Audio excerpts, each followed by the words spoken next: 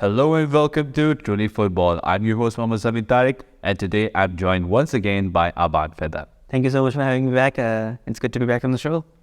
Double Game Week is upon us. In this video, we'll discuss which players you should get into your FPL teams, the fixtures, and much more. So keep watching.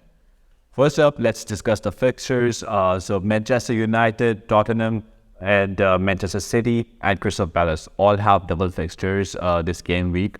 United have City at home and Crystal Palace away, while Crystal Palace have Chelsea away and Manchester United at home. Manchester City are going to play away at Old Trafford to Manchester United, of course, and to Tottenham at home at the Etihad Stadium. Tottenham, on the other hand, will be playing against Arsenal in a North London derby at home and Manchester City away.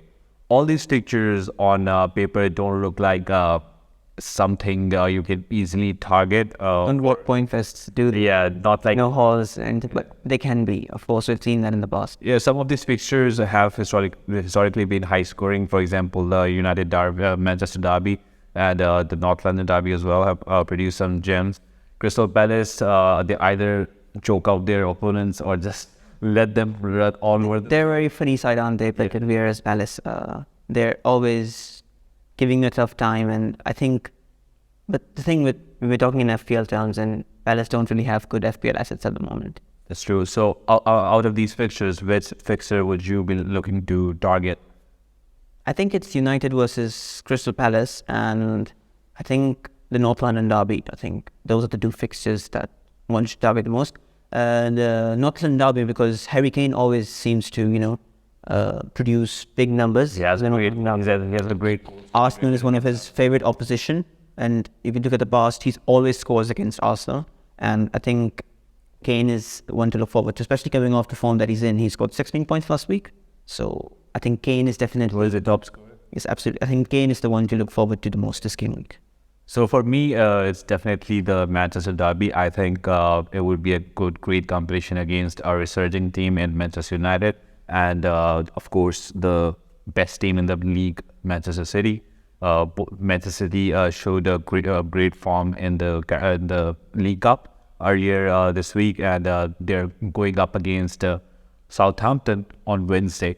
So if you're thinking about bringing any of their players in, so Manchester United have a midweek fixture again in the Carabao Cup against Charlton. So just wait for the FPL deadline to get Manchester United assets and Manchester City assets if you don't have them in your teams already, because God forbid Southampton gets into itself. The thing is, right now, City assets aren't really looking good, are they? Apart from Erling Haaland, of course, no one is seen to be nailed on. And the defense is not defending like it defended previously. It's not even about defending. If there's someone as nailed, I mean, the three most nailed City defenders right now are Stones, Ake, and Akanji. But they're not players who, are really reliable for points. I mean, they can give you a not clean sheet, but that's the ceiling. You don't have Cancelo anymore. Joao Cancelo is So Cancelo in his last 5 game weeks, guess how many scorers he has provided to his owners? 4 or 5. It's 2 points. So he has scored 4 points, but he also got a -2. Yes.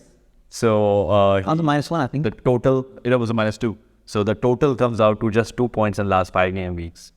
It's disappointing. For one of the highest. When after the World Cup, I was seeing drafts on Twitter. Almost everyone had Joao Cancelo, but I was lucky I went with Walker. I mean, Walker didn't really give me points, but still, it's better than nothing. After the World Cup, I jumped ship. I did not have Cancelo in my team. I went for, I think I went for Gabriel. Yeah, I got Gabriel. But I didn't go for Arsenal defenders because, Arsenal didn't have they didn't give me a clean sheet, but at least it wasn't a big 0 for Cancelo. I mean, I went for Kyle Walker. He didn't even play half the game. Yeah. He only played 45 minutes since the World Cup. So very true. So enough about the fixtures. Let's move on to the players' target. Which players are you looking to bring into your team for these double game week fixtures? I mean, to be honest with you, the players that should be targeted by people, I have most of them already. I mean, Marcus Rashford, Luke Shaw, Erling Haaland, and Harry Kane. I think those are the 4 or 5 main Bar Luke Shaw, I have all of them as well. Yeah, so those are the players that you ultimately can rely on for this game week. And I think if you don't have one of some of these players, they should be your priority. But apart from that, I don't think the fixtures are that demanding that you can vouch for other players apart from these lot. So I'm not really going to make changes targeting this double game week. I might roll my transfer. The next double game week the 21 one is quite good as well. So I'm going to wait for that and use my 2 free transfers there. Cool. For me, I'm looking to ship out Salah for him and Son. I think the Northland Derby, I already have Kane, so I want to bring in Son for Salah because of the dip in form for Salah and Liverpool's fixture run coming up. I think Son is a good shout. He could score some good points with his link up with he scored a good goal as well in the last fixture. And in defense, so I saved up 2 transfers. So in defense, I had Cucurella, and I think I'm going to ship him out for either Luke Shaw or maybe Akanji. I think that has to be Luke Shaw. The form he's in is... Yeah, so one of these 2 players I'm targeting.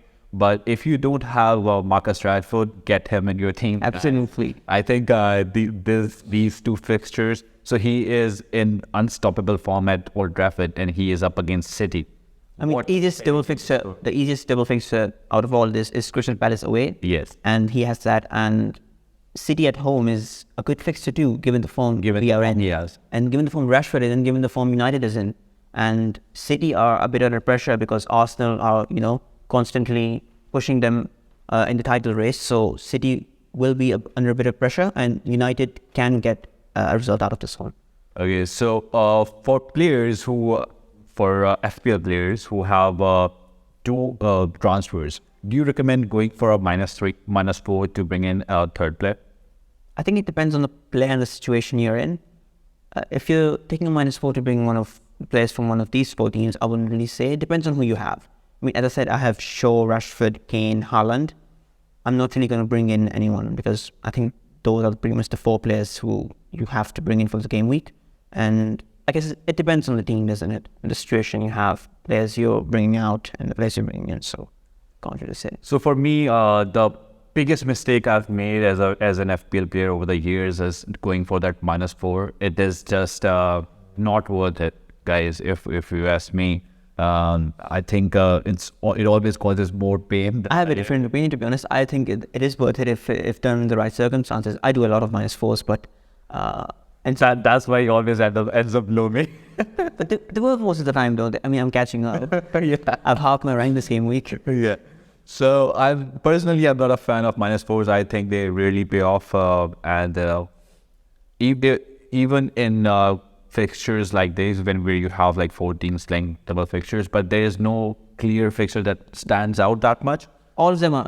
If I didn't have a player like Kane or Rashford, maybe I would have considered it, but I'm sitting pretty well right now. I mean, you can take a -4 for a Rashford or a Kane. That's warranted. Yeah, but if they don't call that.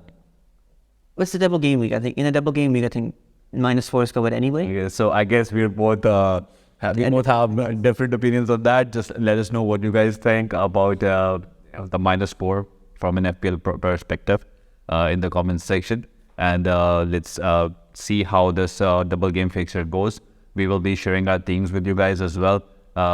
Just let us know what you think about our teams and give us your feedback. And we'll catch you in the next video.